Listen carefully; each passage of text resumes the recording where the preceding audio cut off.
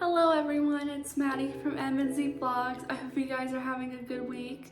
Today is Friday and I really wanted to get a video out for you guys this week. And I thought, why not just do another recipe for you guys? So that is what today's video is going to be. We are going to be making some ribs today, and this is just the way I do it personally. Me and Zach both love it this way. Everyone makes their recipes their own way, but I figured I would just show you guys how I made our ribs for us. And this is actually a recipe a few of you guys have requested from me, so I am more than happy to show you guys how we make our ribs here at home. And this will be our dinner for tonight as well, so this could be a dinner idea too. I will be serving these ribs with some asparagus and maybe some mashed potatoes on the side. We haven't decided yet, but I'll let you guys know at the end of the video what we do. And without any further ado, let's get into this video. So for this recipe, you are going to need brown sugar, black pepper, onion powder, soy sauce, Worcestershire sauce, kosher salt, and garlic. And what I'm doing right here is laying the ribs down on this 9x13 pan that I will later fill with the rest of the ingredients.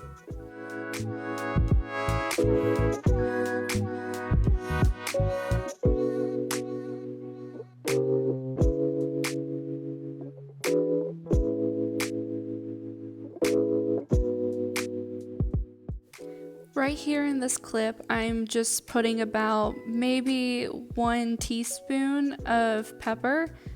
You just want to put enough on these ribs to coat the top of them.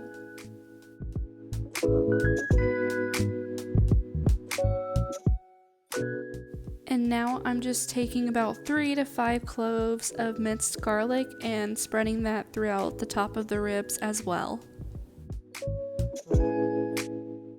So what I have here is about 1 cup of soy sauce, and I just do enough to dredge the top of it as well as leaving enough at the bottom of the pan to be able to soak up all the flavor on the bottom half as well. And personally, you don't even have to use a cup of soy sauce. This is just my preference, as we like to use the sauce on other things as well. And so now right here, I'm getting about half a cup, maybe 1/4 a cup of Worcestershire sauce and just spreading that on top as well.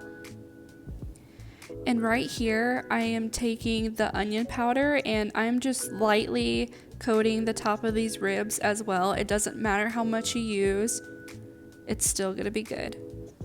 And now right here, I'm just taking a little bit of kosher salt and sprinkling the top of these ribs as well. You can use any salt of choice. I used about maybe half a teaspoon.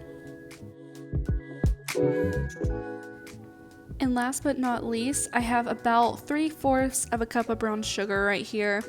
You can use more, you can use less. This is just what works for us.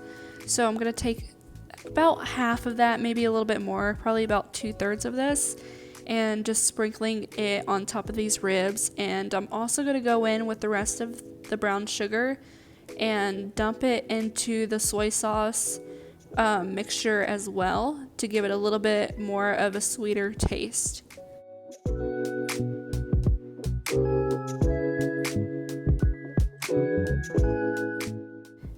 And here is how the ribs should be looking right before you either put them in the oven or you let them set overnight. And personally, I would let them sit overnight. It's how you get the best flavor. It's how it leaves it more moist. You know, it just tastes better that way. So I would definitely recommend you putting these in the fridge overnight. But right before you bake them, you're going to want to preheat your oven to 275 degrees and put them in the oven covered with aluminum foil for at least an hour to an hour and a half.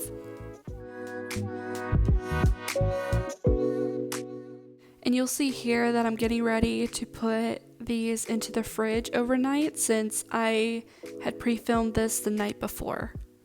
At this point of time, I was halfway done cooking these, and what I'm about to do next is just go ahead and flip these just so the other side can get cooked evenly as well.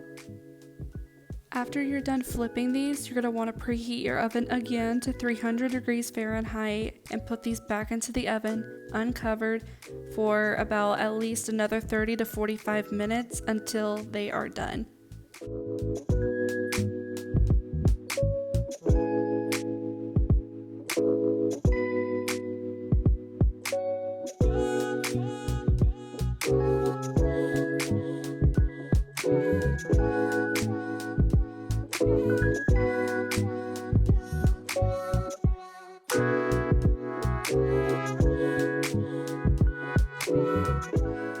Okay, so at this point, my ribs are finished. They were in there for about another 30 minutes or so, and I'm just gonna let them rest for a little bit and then flip them.